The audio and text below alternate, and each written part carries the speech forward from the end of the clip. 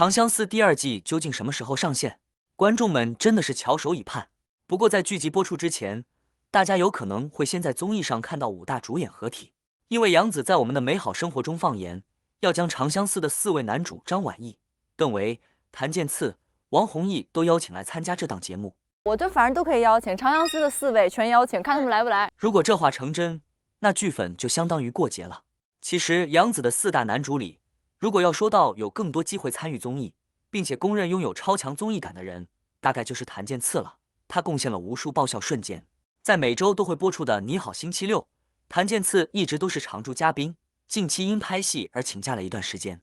最近一期他刚刚回归，就秀了一波综艺感，现场还原相柳的2大名场面。一是还原相柳的温柔眼神，让再次听到名台词的观众又梦回长相思了。做我的人，听我说。二是要还原相柳忍俊不禁的笑容，结果他还没演，现场观众就已经忍不住笑场了。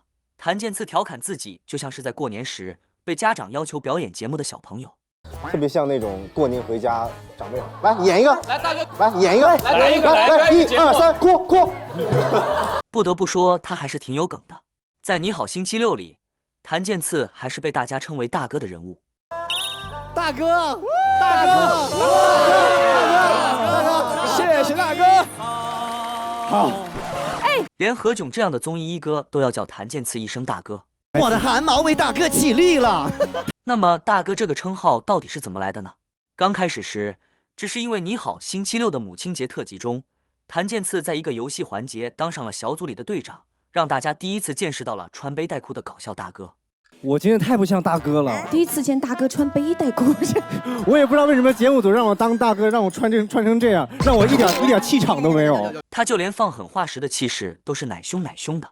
我们才是妈妈的小棉袄。节目里还曝光了谭健次的童年照，观众一看他霸气的站姿，就知道他是整条街最靓的仔。何炅还调侃他果然从小就是当大哥的料。看到自己小时候就自带大哥耍帅的气质，谭健次也不禁要笑话自己。从小就爱摆 pose。别看谭健次尊称是大哥，但他也有害怕的事情，比如怕被气球炸到。他在越变越大的气球旁边战战兢兢的模样，一下子就没了大哥的气势，但观众会忍不住被他逗笑。大哥怕气球。不管谭健次是霸气还是可爱，总之大哥这个名号是一直在节目里沿袭下来了。后来更多的人发现了谭健次身上的大哥气质，比如有责任感，能担当重任，无论是体能游戏还是智力游戏，或者有什么舞台技能需要展示时，出面的都会是谭健次。就算是偶尔来参与1、2期节目的飞行嘉宾，都会在玩游戏的过程中不由自主地叫他大哥。哇，大哥好厉害！谭健次有趣又有梗的特质，也是通过《你好星期六》而被更多人所熟知。他接梗就是一把好手，就像玩歌词接龙，何炅唱的是你浅浅的微笑就像乌梅子酱。歌曲结尾的酱字其实是很难接上的，但谭健次上综艺主打的就是不能让梗掉在地上，他灵机一动，开口接唱的是那就酱吧。喂，这也可以吗？懂中文的朋友可能会知道，这样一词如果读快了，听起来就会像是酱的发音。所以说谭健次的临场反应真的很快，也相当的机智。又比如玩指令游戏，必须要根据导演给出的固定指令做出相应的动作。当导演发令要放下双手时，谭健次没来得及跟上节奏，这一轮任务迎来全员失败的惨剧。他只能嘴硬，表示虽然我没有及时放下双手，但是我以为我刚刚放下了自尊。他只用一句话就给自己强行挽尊了，让全场都忍不住发出爆笑。谭健次的综艺感不仅仅在于会开玩笑，也在于敢于自嘲，真的是玩起来连自己都黑。反正他的身高是无法避开的梗，比如晒出自己妈妈的旧照时，何炅一看直呼谭妈妈身高像是有2米，谭健次就开始自曝他曾被老妈吐槽。我妈一直说我是大工厂出废品。谭健次黑起自己来还真是毫不嘴软，甚至还能跟杨迪热烈探讨起增高鞋垫的各种款式来。在节目里他也毫无偶像包袱，既能模仿帅哥刘德华，冷冷的冰雨在脸上忽哇，好像啊！暖暖的眼泪跟寒雨混成一块，也能模仿牙齿掉光了的老太太。当谭健次弯腰瘪嘴一转身，粉丝们是看一次笑一次。给张走啊！上班的走呀，上学的走呗。何炅都得提醒他注意表情管理。大哥，请好好用脸。不过显然何炅的提醒谭健次没听进耳朵里，观众时不时就能看到一个大帅哥表演舌头翻转180度的神奇个人技。说实话，看着谭健次灵活翻转的舌头像眼镜蛇吐信子的画面，很难不笑出声音。不过你好星期六并不是唯一一个让谭健次被称为大哥的节目，此前在追光吧哥哥中，谭健次也曾经组过一个大哥团，就连谭健次去领一个年度期待演员奖，台上有何炅亲切称呼他一声大哥。祝贺谭健次大哥。台下还有王鹤棣吼了一嗓子大哥，看来他跟大哥这个名号很有缘分。如果你好星期六让大家看到了谭健次的好玩，那么追光吧哥哥大概更多展示的就是他的实力了。这是一档考验舞台唱跳功夫的节目，这对于专业是国标拉丁舞，还曾是偶像男团舞蹈担当的谭健次来说，正好是个让毕生所学得以见光的机会。最终谭健次占据 C 位成团，更以最高票数拿到了年度追光之星。还有一种综艺是让谭健次既搞笑又露了一手演技的，比如《王牌对王牌》，轮到谭健次称华晨宇是大哥了。大哥，大哥，他临时演绎醉酒的状态，入戏还挺快的，念台词的语调都变得有了醉意，充满喜剧意味的台词又多了几分戏谑。有趣的是，谭健次和贾玲即兴演了一出年下虐恋戏码，台词都是现编的，还非常简短。贾玲也不改搞笑女本色，最后加了一句让谭健次把裤链拉好，令万千深情瞬间破功。我太难了。但谭健次还是全程都红了眼眶，让人感受到他有投入到这段情感表演中。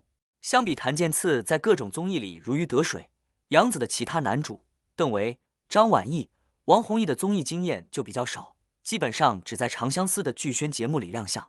邓为在综艺里就迷糊的有点可爱，他被泼水后拿着毛巾先擦干了桌子，接着又拿着刚擦了桌子的毛巾擦脸，看来是过于投入游戏中了。张晚意同样也有点迷糊，想给杨紫讲个冷笑话，结果刚讲一半就忘词，不过搞笑的效果倒是意外达成了。他们的综艺感都还没有太多机会去展现，所以大家也格外期待真的有一档综艺能够让他们一起出现，到时候节目会呈现怎样的欢乐画风，粉丝们都已经开始脑补了。而杨紫的综艺感，其实在力邀长相思4大男主的发言里，已经显露出了他的接梗反应速度。既然被问要请谁参加节目，那么他直接化身端水大师，就把包袱反丢给了节目组，这下子邀请压力就转嫁给节目组了。过往的很多综艺里，杨紫都被称为是节目组请到过的最活泼的嘉宾，比如中餐厅，杨紫和王俊凯模仿黄晓明的爆笑场面，在很多人脑海里都挥之不去。告诉你们啊，你们的手机时时刻刻分分秒秒寸步不离，知道吗？我们要随时联系。小明哥，你在哪呀？联系不到你，我很忙的，我没有时间经常看手机。OK。他还经常一有机会就原地疯狂尬舞，在他的字典里仿佛就没有文静2个字，那感人舞姿没练过10年8年的都不好意思拿出手。我跳舞怎么不聊了？你可以说我演戏不好，你不能说我跳舞不好。来展示，穿着一身清朝古装跳辣眼舞蹈，让杨迪都要调侃。以后别展示了。可想而知，他的舞姿在现场跳起来有多好笑。于是，你好星期六里，大家也能看到杨紫为了完成舞蹈挑战有多努力。至少姊妹跳跃的双马尾还是很可爱的。尬舞就算了，杨紫在高能少年团里一展歌喉，差点直接把观众送走，听得人如闻仙乐耳赞聋。小辣啊，这样子辣啊，辣大王就是他，我喜欢他。以前也没发现杨紫唱功如此感人，谁能想到她唱歌还能要人命呢？孙红雷应该是领教过杨紫的歌喉了，在萌探里暗搓搓向歌后那英表示。有些人那歌喉那舞姿，你就像那一把火。杨紫瞬间听出来自己被内涵了，赶紧给自己找补。什么意思啊，红磊哥？没有，我说某些人。我在厕所唱歌可好听了。综艺还让杨紫的呆萌属性暴露无遗，比如玩水枪游戏，她一直低头研究自己手里的枪，被坐在对面的弟弟偷偷滋水也没反应过来，还以为是自己的枪漏水了，要让工作人员换道具。一脸蒙圈的样子，有种傻白甜的可爱。黄子韬忍不住逗他：“你弄自己干嘛？”杨紫更加以为是自己的枪有问题，让黄子韬笑得更欢了。他以为是自己的，他太傻了。当谭健次和杨紫两个被综艺之神眷顾过的人同框时，画面的好笑程度又会加倍。他俩连认识的过程都异常搞笑，网友们第一次知道，原来他们俩竟是多年网友。杨紫曾经很喜欢谭健次演过的一部历史剧，他的朋友为了让他了解后续剧情，就将谭健次拉进了他们共同的朋友群。结果谭健次并不知道朋友口中的杨老师就是杨紫，还以为是某个要研究他那段历史戏份的历史学家，于是每天都很谦卑的在群里向杨紫解释自己演历史戏是有做过功课的，也是很抓马了。我给你表演个瞳孔地震怎么样？谭健次的审美标准用在杨紫身上时也是效果拉满。大哥给姊妹选了一款分叉刘海，一戴上立马就走在世界潮流的前端。历史老师多适合呀！试问看到两人相似度高达90%的刘海造型时，谁能不笑到肚子疼？所以很多观众应该都希望杨紫的综艺邀约能够真正的实现，大家也都想看《长相思》剧组聚在一起的欢乐场面。至于4大男主能有几位参与到杨紫的综艺里，我们只有拭目以待了。谢谢观看，敬请期待下期视频，再见。